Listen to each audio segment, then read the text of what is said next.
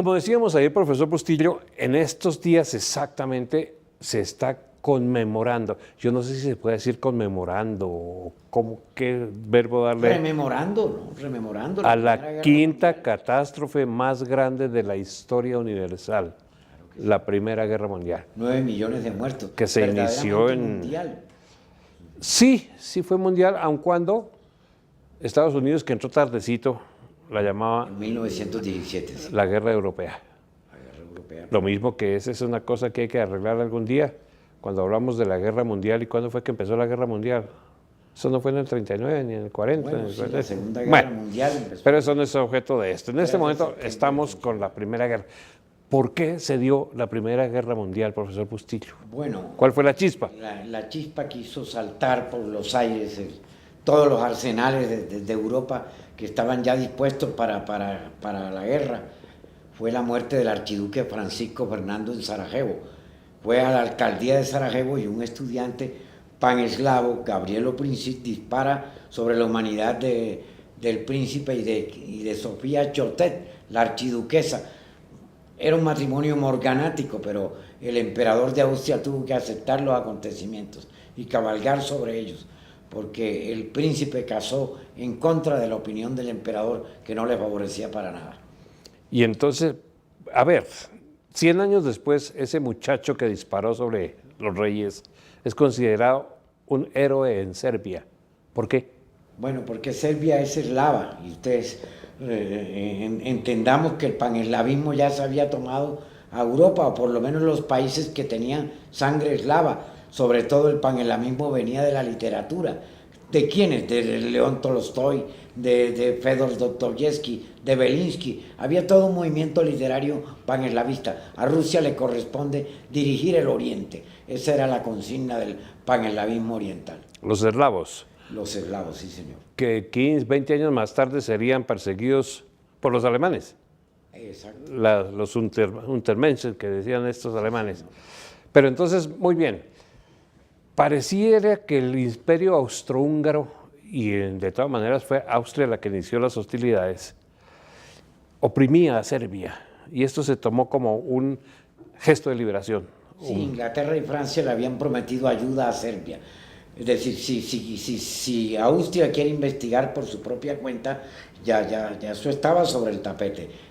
Inglaterra y Francia y Rusia más adelante intervendrían a favor de Serbia. Alemania era la única que apoyaba las pretensiones del imperio austrohúngaro, de investigar por su cuenta la muerte del archiduque Francisco Fernando. Me llamó a mí mucho la atención por qué se llamó durante tanto tiempo, inclusive en los tiempos de hoy, la Gran Guerra, porque más grande fue la Segunda Guerra Mundial.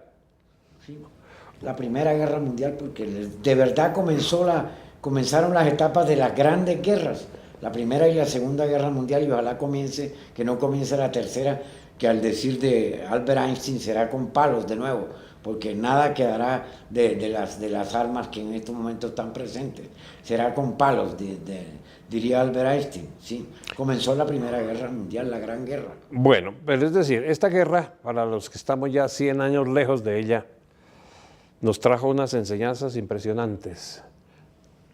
El mapa europeo cambió completamente. Completamente.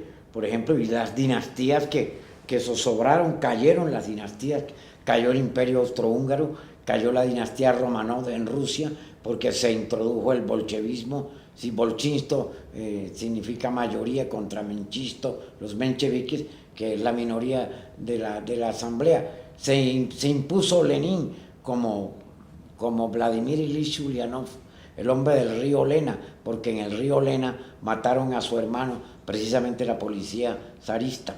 ¿Sí? Se impuso la Rusia soviética y se acabaron las dinastías absolutistas. En Rusia hablábamos del caso de los Romanov y en Austria nada menos que los Habsburgos. Pero me llama a mí mucho la atención es la caída del Imperio Otomano, que es de lo más grande que ha habido en la historia. Claro que sí. Y ahí terminó. Sí, señor. Estaban desde 1453, si tomamos esa fecha como la caída de Constantinopla, hasta Kemal Atatürk, padre de todos los turcos, los jóvenes nacionalistas otomanos que desplazaron del poder a los califas otomanos. Sí, señor. Ese movimiento de los jóvenes turcos tendría alguna similitud a los jóvenes que acompañaron a Nasser en su revolución. Claro que sí, el general Naguib.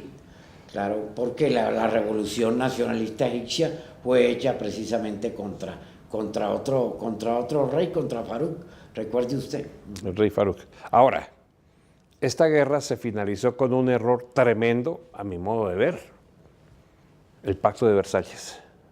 Sí, y unos dicen que hay que buscar las causas de la Segunda Guerra Mundial en la entronización que tuvo lugar del Pacto de Versalles, porque fue firmado allá en el Palacio de los Espejos del Palacio de Versalles. Recuerde usted que en los Estados Unidos el Congreso norteamericano no avaló el Pacto de Versalles, y ahí comenzó la cosa. El presidente Wilson creía que con el Pacto de Versalles se iban a acabar definitivamente las guerras, y se fundó también la Sociedad de Naciones. La Sociedad de Naciones, sí señor, ahí comenzó. De la Organización de las Naciones Unidas. Pero es decir, este pacto es que fue un pacto terriblemente hecho. Querían borrar del mapa de Alemania, borrado. Y entonces eso trajo mucho resentimiento, sobre todo en una de las víctimas de las trincheras, que era un cartero que andaba en bicicleta, porque en esa época no existía esto que tienen los muchachos hoy en día, los teléfonos celulares, y los mensajes se daban en bicicleta, y ese muchacho se llamaba Adolfo Hitler, y precisamente fue herido, pues no gravemente, porque no era combatiente. Sí, con gases. Con gases. En la vista. Y ese señor fue el que comenzó un loquito, pero mire que los loquitos de pronto resultan... Él y Drexler, el cerrajero, que fundaron el partido nazi. El partido nazi comenzó a reclamar por la puñalada por la espalda que le dieron a Alemania en esa época. Sí. Pues que la liquidaron, y empezó fue con su teoría chiflada, pero teoría sobre la traición judía. Sí, acompañaron al Führer, al caudillo en una cuestión que se hizo permanente, un estribillo que se hizo permanente. Lo acompañaron gente como Alfred Rosenberg, el ideólogo del partido, con su obra El mito del siglo XX, que el mito del siglo XX iba a ser la raza. Y empieza a hablar Hitler de que sí había sido una puñalada por la espalda propinada a la raza aria, a la raza los aria, señores judíos. Claro que sí, y eso determinaría el Holocausto. Más adelante, los 6 millones de judíos ahora asesinados en Auschwitz y en Treblinka. ¿Sí? Me llama la atención, esta guerra que comenzó hace 100 años, duró 4 años. Al final vino el armisticio. Y hay una cosa que nosotros no le hemos puesto mucho cuidado, y sobre todo algunos que tenemos acceso a la televisión extranjera, es que en finales de octubre y los primeros días de noviembre, todos los presentadores de las televisiones británicas aparecen con una florecita de amapola en la solapa. Fíjese usted, la amapola.